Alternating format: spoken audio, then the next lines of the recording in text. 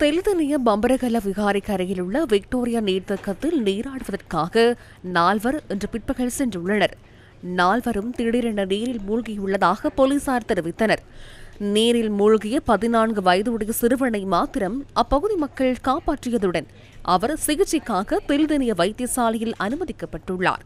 இராணுவத்தினர், போலீசார் மற்றும் அப்பகுதி மக்கள் இணைந்து நீரில் மூழ்கி காணாமல் போன ஏனைய 3 தேடும் நடவடிக்கையில் ஈடுபட்டிருந்த நிலையில் 3 சடலங்களும் இன்று மாலை கண்டெடுக்கப்பட்டன.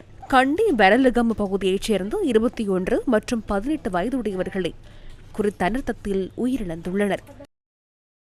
இதேவேளை கெக்கிராவ பகுதியில் உள்ள கட்குவாரியில் நீரில் மூழ்கி 2 உயிரிழந்துள்ளனர். குறித்த 2 இன்று மாலை அந்த கட்குவாரியில் நீராடச் சென்ற போதே இந்த அனர்த்தம் நேர்ந்துள்ளதாக போலீசார் தெரிவித்தனர். இதன்போது அவர்கள் நீரில் மூழ்கி உயிரிழந்துள்ளதுடன் அவர்களின் சடலங்கள் கெக்கிராவ வைத்தியசாலையில் வைக்கப்பட்டுள்ளன. கெக்கிராவ பகுதிக்கு வேலை நிமித்தம் வருகை தந்திருந்த ஹபுத்ரலை பிரதேசத்தைச் சேர்ந்த 2 உயிரிழந்துள்ளதாக தெரியவந்துள்ளது.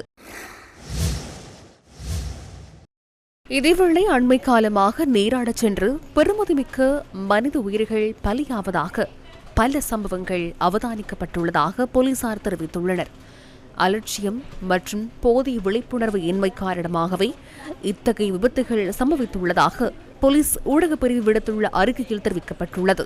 அறிமுகம் இல்லாத நீர்நிலைகளில் நீராடுவதற்கு முன்னர் பாதுகாப்பு வழிமுறைகளை பின்பற்றி விபத்துகளை குறைத்துக் கொள்ளுமாறு போலீசார் பொதுமக்களை கேட்டுக் கொண்டுள்ளனர்.